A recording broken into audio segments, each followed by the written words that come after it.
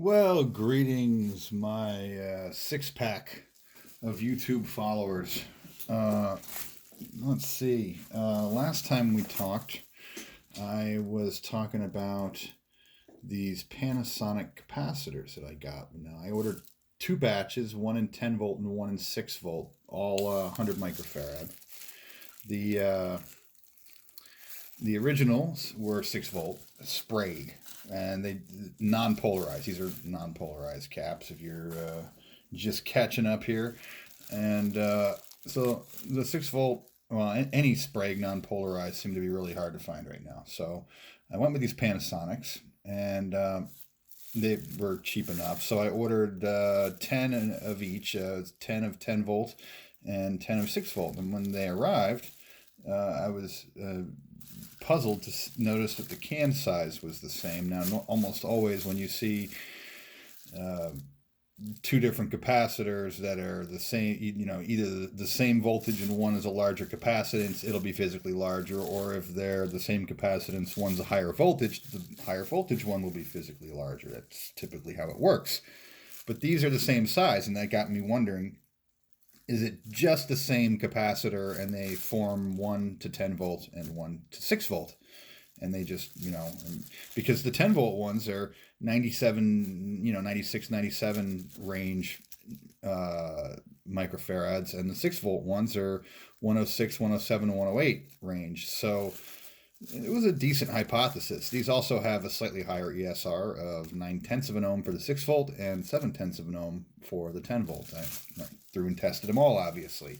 So after all of that, and after publicly speculating on the channel to all six-pack of you, I had to dissect a couple to find out if that was in fact true or not. Now this one here is the 10 volt one, and this one I actually managed to take apart more or less in one piece, with the electrodes still attached to the legs.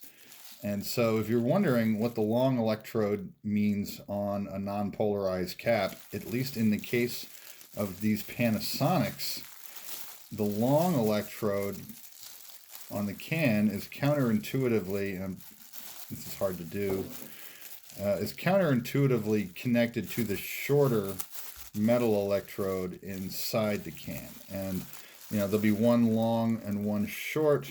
God, this is just really hard to do on camera. These things are so fiddly. So I stretched them out, and I'm going to compare it to the 6 volt. So here's the long one. Oh man, you really can't see it, can you? Here is the long one on the 10 volt. And here is the long one on the 6 volt. So as you can see, significantly shorter on the 6 volt, one. And this actually even extends past the lead here. This little bit's folded up. So that little lead there is where the electrode attaches. And so I'm going to lay the 6 volt one over the 10 volt one. We can see the 10 volt one is about 1/2 inch, 3/4 of an inch, 2 centimeters or so longer. The 10 volt one is about 2 centimeters longer than the 6 volt one. Anyway, I won't belabor the point. Get rid of these stupid gloves. The bottom line is that no, they are not the same. They are a different constructed capacitor. One is slightly more plate area than the other, and my theory was incorrect. So now that we've settled that, let's go on and take a quick pause, clean up the workspace, and take a look at some fault analysis of what went wrong in this amplifier. Okay. We're back here, and we're going to go handheld for a second here while we talk about the faults in this amplifier. So as we discussed in the previous video, we found one transistor that was bad, and we have found several leaky electrolytic capacitors. And the result of all of that was a blown resistor, and the blown transistor was actually an effect, I believe, rather than a cause. But we also lost 3 voltage rails off the power supply. We lost the positive 50, we lost the negative 10, and the negative 20. So let's start with the positive 50, because that one seems pretty clear cut. And starting here at the 50 volt rail coming into the driver board, the amplifier driver board, we have the 100 ohm resistor that's smoked. Right, so that resistor blew out. The first obvious suspect is, did this capacitor go short? That one tested okay. It actually turned out to be one a little further down the line here, C5. So that 50 mic capacitor there went really leaky, and that blew. And in addition to that 100 ohm resistor blowing, we look at the power supply. Oh no, it's the filter controls. Let's go back a page. Oh, no, that's the phono preamp. I'm going the wrong direction. Look at the power supply here. Okay, let's look at the power supply.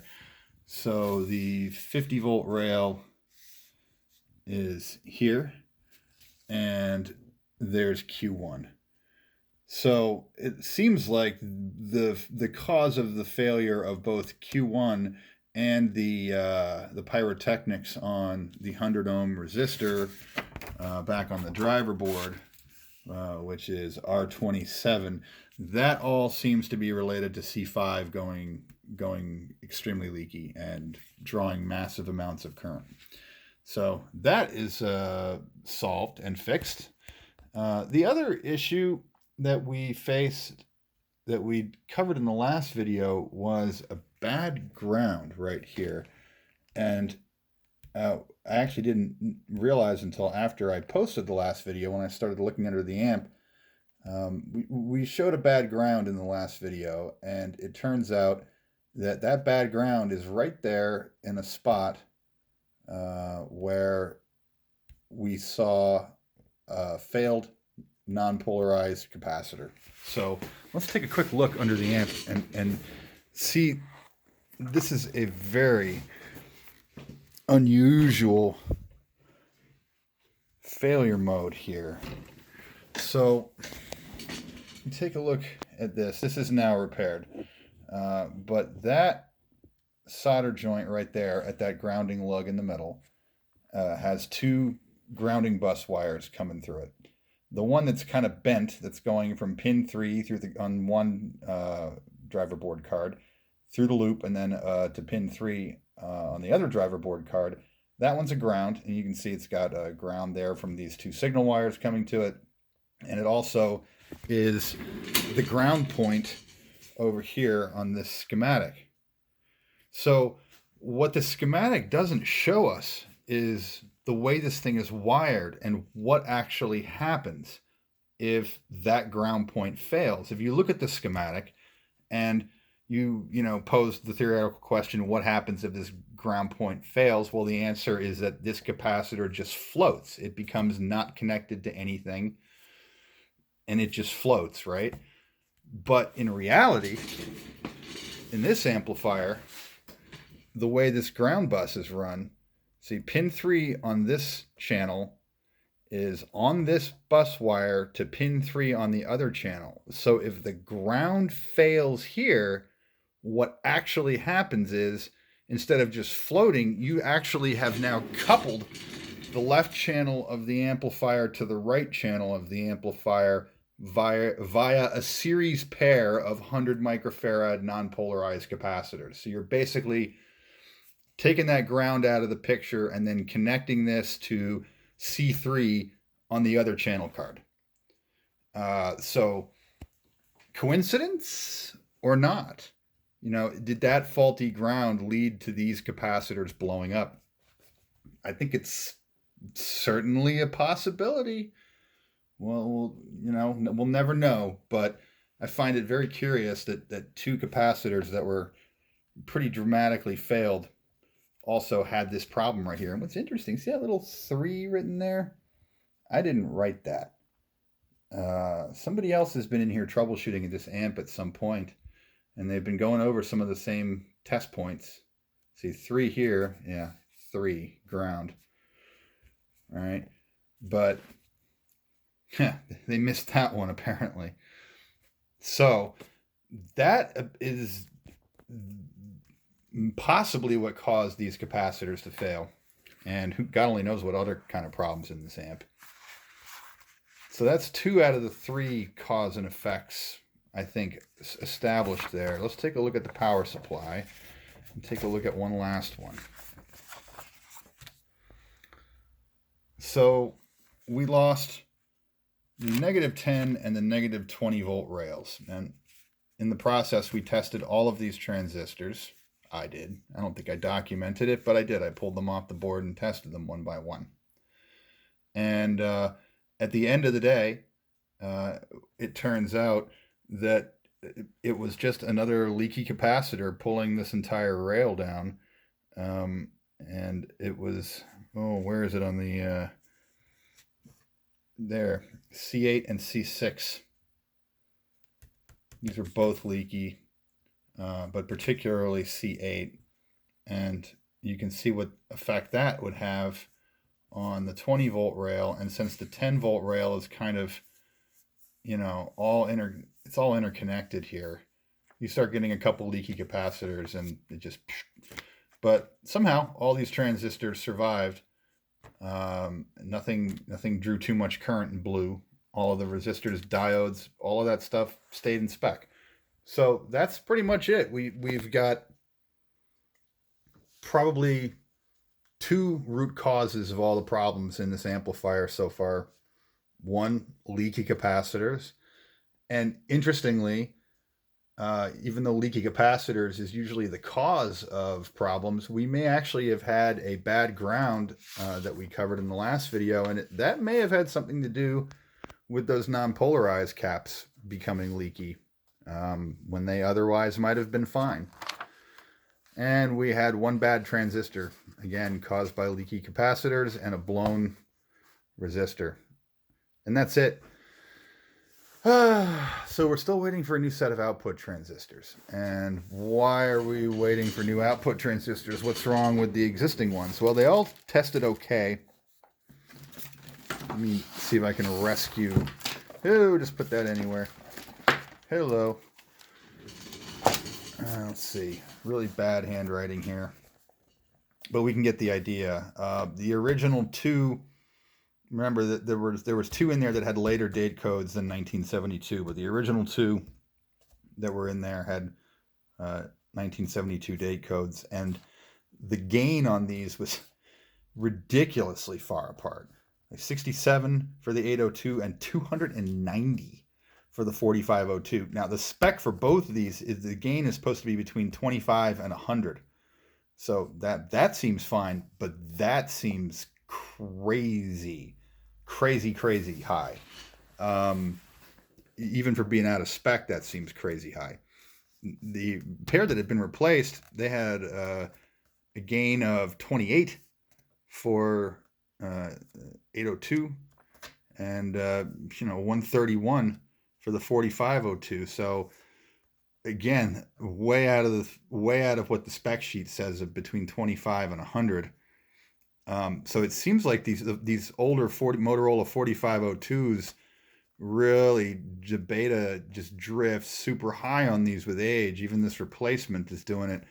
So I ordered a whole new set. I mean, honestly, this amplifier has so much feedback in it, like 100 dB of feedback. It can probably deal with transistors that are this out of match with each other, but why make it deal with that? That's just bleh. So let's get a fresh set of transistors in there. I ordered them directly from NTE. You know, you guys got to be careful. There's a lot of fake transistors out there on eBay, on Amazon. Order from reputable dealers. Order from Mauser, from DigiKey, from NTE Direct, from Newark, from any place that isn't eBay or Amazon. you know, unless you really know the seller you're dealing with. Anyway, so when that comes in, we're going to mount those up and give that a try. Tech Ingredients channel has made a new thermal paste, so we're going to give that a try too. We're going to crank up some high voltage and make sure that that stuff is good and non-conductive, and if it is, we're going to mount the new transistors to it, or with it, I should say. And you can see we've cleaned up all of the old heatsink compound, even out of that kind of grainy aluminum, which took forever and took quite a bit of rubbing alcohol to do. That's done. And so what did I do after my little capacitor experiment? Which one did I finally install? Well, I went with the 10 volt one. The ESR was just slightly better. And, you know, it's rated at 10 volt instead of 6. It maybe will last a little longer. Although, so far, the measurements on these, granted the output transistors aren't installed yet, but so far the measurements on these show very little voltage at all. So that's how I dealt with converting the axial to radial situation there. The rest of these capacitors mount directly against the board. For some reason, this one was straddled over a resistor originally, which made it kind of particularly hard with the radial capacitor. So what I did was I just got smushed a little, kind of bent, but just took some Teflon insulation off of a piece of scrap wire and slid it over the legs there and bent it up and just installed it in there, and make sure that the can make sure that the focus you make sure the can isn't touching anything else. Those guys there are not resistors, and they look like kind of power resistors, but those are actually inductors, interestingly, and they don't get hot. So that seems to pass muster so far, but I guess we'll find out once we put the power transistors in. Anyway, that's it for now. I got more projects coming up that are going to be very interesting once we finish this one. We've got a couple of Heath kits. Let's see here. We've got the granddaddy of all Heath kit tube testers, and frankly, one of the best tube testers ever made of this type. That one's going to be an enormous amount of work. And we also have somewhere up here a Heathkit high voltage capacitance tester. So we're going to fix that up too. All right. That's it for now. More at you later. Bye.